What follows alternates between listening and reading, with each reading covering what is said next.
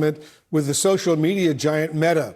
The parent company for Instagram and Facebook announced yesterday it will pay approximately $18 billion, yes, billion dollars to resolve a multi-state lawsuit. The suit claimed Meta intentionally designed addictive platforms that harmed young people's mental health. The company must also make changes, like establishing daily time limits for teen users. Meta did not admit wrongdoing as part of the deal. Joining us now in the Situation Room is Pennsylvania's Republican Attorney General, Dave Sunday. Attorney General, thanks so much for joining us. I know you were part of this major lawsuit. What specifically does Pennsylvania achieve, monetarily and otherwise for that matter, with this settlement? So thank you for having me, Wolf. Monetarily, we're looking at $516 million up to around $729 million. That's monetarily. The important part of this, however, is definitely the injunctive relief.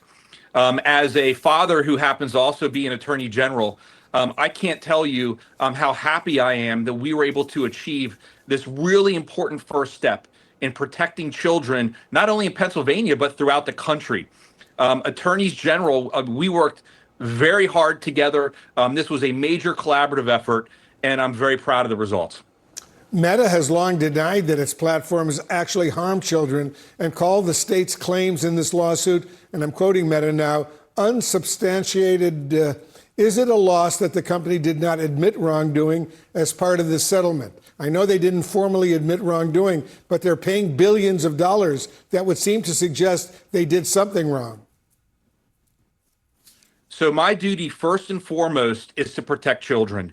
And so when you look at their admission of wrongdoing, when you look at the monetary amount of the settlement, what has driven us through this entire process is making sure we can get the changes in place.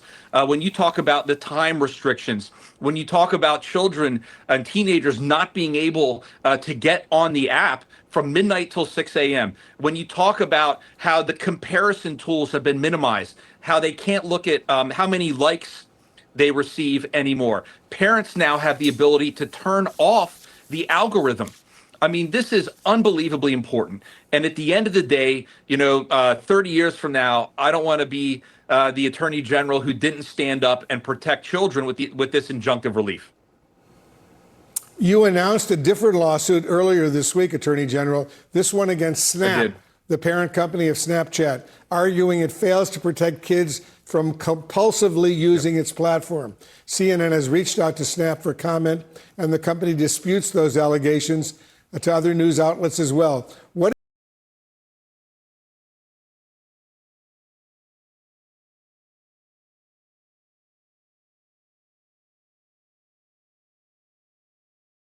information to the App Store. The App Store is what parents use, the ratings on the App Store, to figure out, hey, is this safe for my kid or not?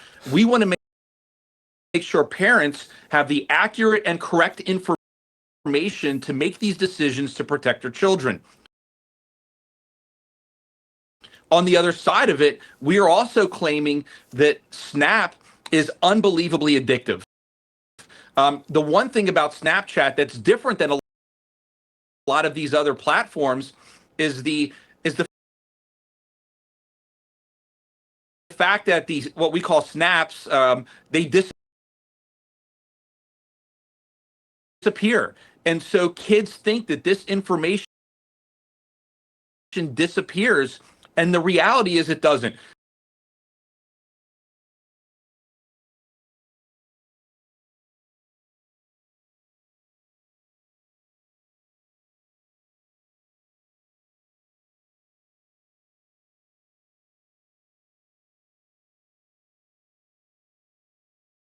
General Dave Sunday, congratulations to you and the other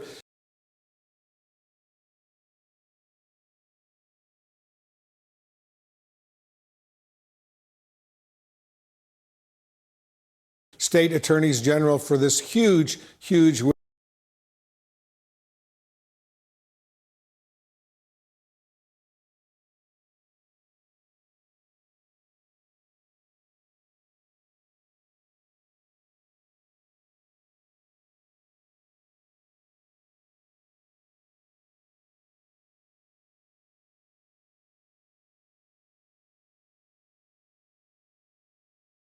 The Bosnian Serb general was known as the Butcher of Bosnia, and he orchestrated the Srebrenica massacre, where 8,000 Muslim men and boys were killed.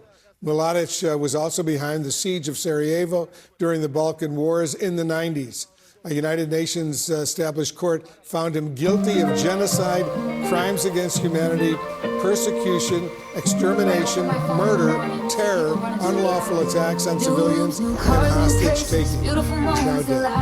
Also happening now, conflicting information on why the CIA director, John Ratcliffe, made a surprise trip to Moscow this week. Here's President Trump's explanation. He's there, very sort of semi-routine. I hate to disappoint people. We would like to see the war with Ukraine end. But now we're learning that the visit was specifically designed to warn Russian President Vladimir Putin against attacking NATO allies.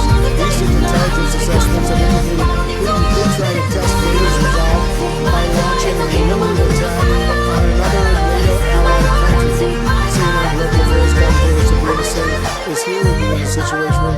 Sabrina, despite Trump's comments, what does Radcliffe's visit signal to you about the seriousness of U.S. concerns? Well, I think what it signals is that the U.S. is taking very seriously the possible threat that Vladimir Putin will use this moment to expand his war in Ukraine to other NATO countries. And the United States, this administration in particular, cannot afford that risk. Our stockpiles are too low. We do not have enough forces that we would be able to serve to the region.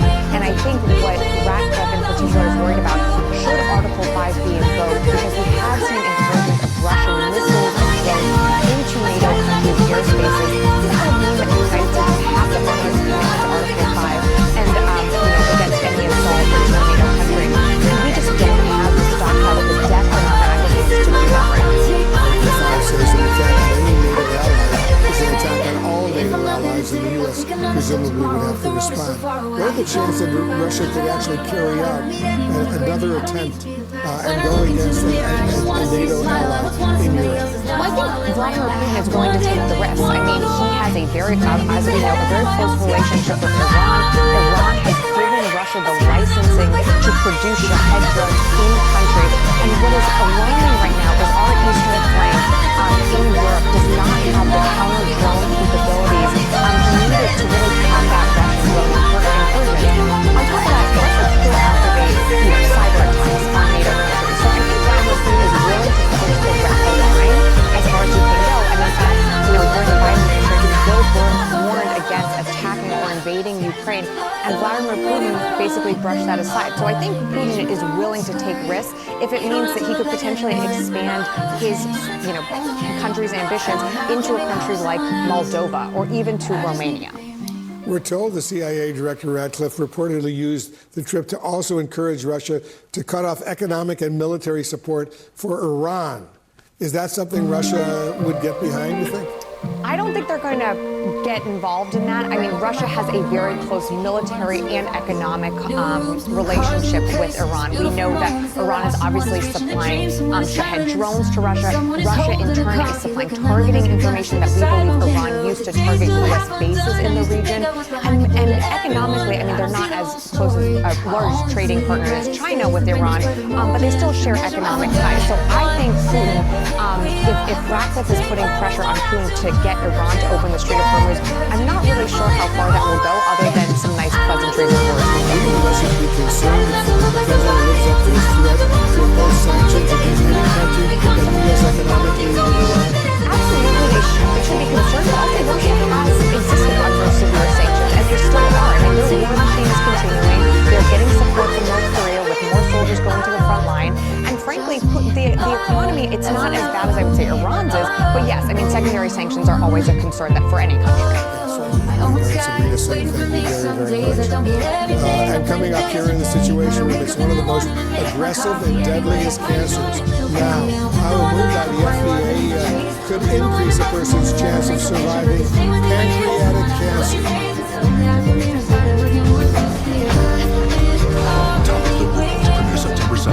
New drug that's been proven to help people with one of the deadliest types of cancer live longer. The new drug called Rasanq got the expedited green light after it was shown to double the survival rate of patients with metastatic pancreatic cancer. The drug works to block proteins that fuel tumor growth in most pancreatic cancer cases. Joining us now, Dr. Won-Kee Park, the gastrointestinal medical oncologist at the Memorial Sloan Kettering Cancer Center, who has been involved in these clinical trials of the drug. And I know, Dr. Park, you said this drug could be a paradigm shift in how pancreatic cancer is treated. So how significant is this approval?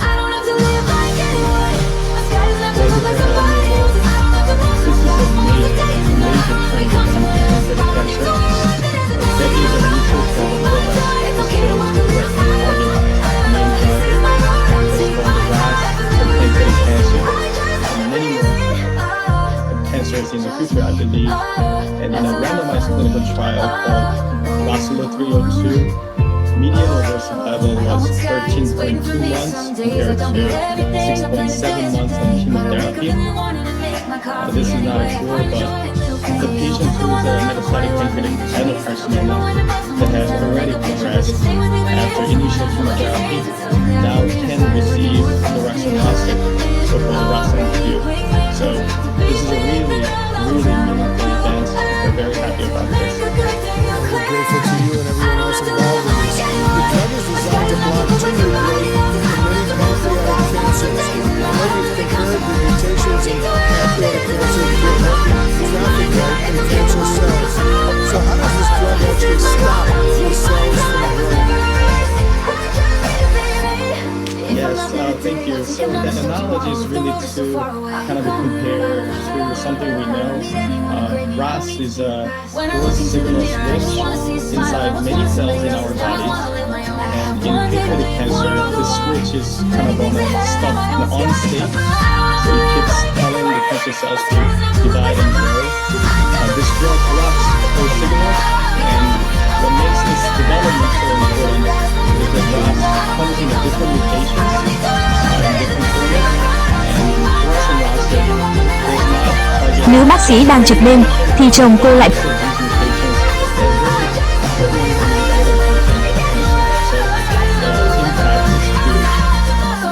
About 67,000 people are diagnosed with pancreatic cancer each year.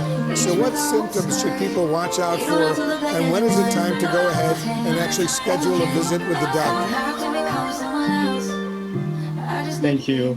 So I think this is a very good moment for awareness, and the biggest challenge we had for pancreatic cancer so far is that the diagnosis is often very delayed, because often, unless until the cancer has grown to a certain degree, you would not have enough symptoms that are specific to pinpoint pancreatic cancer. So things that are displayed here, like belly pain, spreads to the sides and to the back, like band-like distribution. And a lot of patients are really working on their diets, so it's always kind of confusing. But weight loss that is a little bit too easy and going on and escalating for a long period of time. When your skin turns yellow, especially the right part of your eye, if it turns yellow, that's quite a dangerous sign. So I would definitely see the experts' opinion and trying to check out how you can afford it. This drug, as you know, was one of the first products accepted by the FDA's new expedited review process, which aims to accelerate reviews on certain therapies down to 30 or to 60 days rather than 10 months to a year. How significant could this rapid review process that has now begun be for patients going forward? Absolutely. So a lot of us working in this field and taking care of patients with such a high unmet need. This type of a new program is really exciting and really helps deliver this into the real practice. So it's a really huge impact, and we're very grateful for this. We obviously wanted this for the earlier, but this is really still much faster than any other regular review process. So I believe this is a huge impact, and yesterday after the approval, a lot of us were very emotional and happy and thrilled, and it was very mixed, a historical, monumental feeling that we'll always remember in our history. Well, we're grateful to you and grateful to all the other physicians who've been involved in this. Dr. Wonky Parker, thanks so much for joining us. And here's what's coming up all the way right at the top of the hour. The Kennedy Center fight. The judge could decide whether President Trump can edge his way into the performing arts Senate. Plus, the Tate brothers in court right now. Andrew and Kristen Tate are fighting extradition to the United Kingdom on rape and sex trafficking charges. Allegations, both of them, denied. And later, a Situation Room special report, a CNN investigation into the Trump administration's deportation deals to send migrants to very dangerous countries they've never been to. That's all new in the next hour. Decades in Sports, Sunday at 9.